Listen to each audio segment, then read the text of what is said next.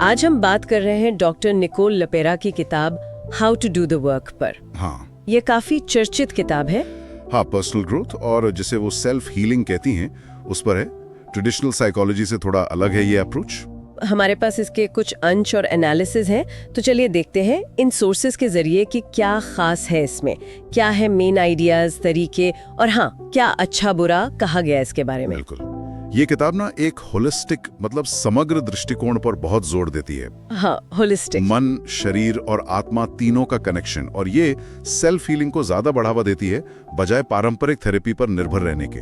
अच्छा, तो सोर्सेज बताते हैं कि लपेरा का एक मेन आर्ग्यूमेंट ये है कि हम बड़े होकर जो मुश्किलों से जूझते हैं इमोशनल लेवल पर या अपने व्यवहार में जी, उनकी जड़ें अक्सर बचपन के अनसुलझे घावों में होती हैं। वो अटैचमेंट स्टाइल वगैरह की भी बात है इसमें। हाँ, बिल्कुल।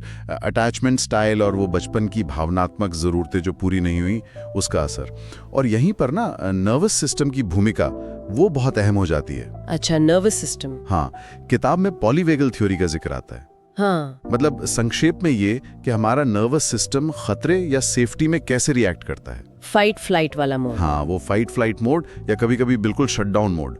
तो लपेरा समझाती हैं कि शरीर में वो सेफ्टी वाली भावना वो महसूस करना क्यों जरूरी है ताकि हम स्टेबल रह सकें। सही बात है। तो फिर इन मतलब पुरानी चोटों और पैटर्न पर काम कैसे किया जाए?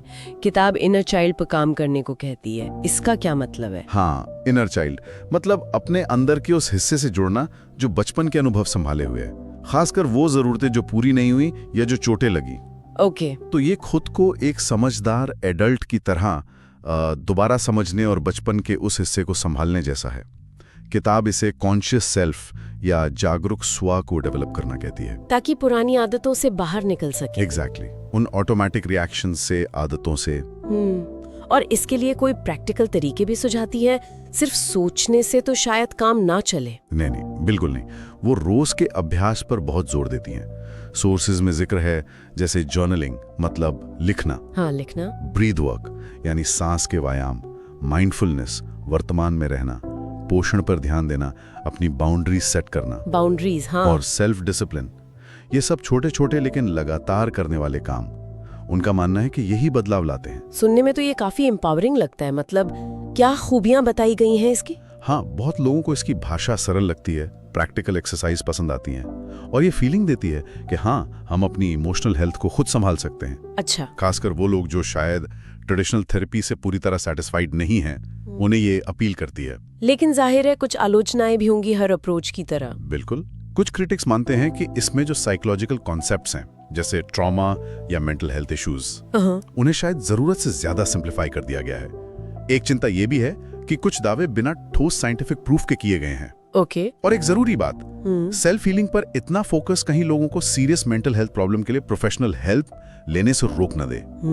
ये एक चिंता है। हाँ, ये जरूर ध्यान रखने वाली बात है। और ये हम साफ कर दें कि हम सिर्फ सोर्सेज में जो आलोचनाएं हैं वो बता रहे हैं, हम इनका समर्थन या खंडन नहीं कर रहे। बिल्कुल सही, ये बैलेंस जरूरी है। किताब का एक कोट है जो ध्यान खींचता है, सीमाएं वो दूरी है जिस पर मैं तुम्हें और खुद को एक साथ प्यार कर सकती हूँ। ये शायद इसी सेल्फ केयर की तरफ इशारा है। हाँ, बिल्कुल। तो ये किताब किन लोगों के लिए ज्यादा फायदेमंद हो सकती है? सोर्सेज के हिसाब से ये उन लोगों के लिए खास तौर पर हेल्पफुल हो सकती है जो अपने इमोशनल पैटर्न या बचपन के अनुभवों को समझना चाहते हैं। अच्छा। और जो मन शरीर के कनेक्शन वाले होलिस्टिक अप्रोच में इंटरेस्ट रखते हैं। तो अगर हम इसे समराइज करें तो हमारे स्रोत बताते हैं कि how to do the work self understanding और हीलिंग के लिए एक प्रैक्टिकल और एम्पावरिंग फ्रेमवर्क देती है। हाँ, जो मन और शरीर दोनों पर फोकस करता है, लेकिन ये भी ध्यान रखना जरूरी है कि इसके कुछ दावों पर साइंटिफिक सवाल हैं। और इसे प्रोफेशनल मदद का विकल्प नहीं समझना चाहिए। बिल्कुल नहीं,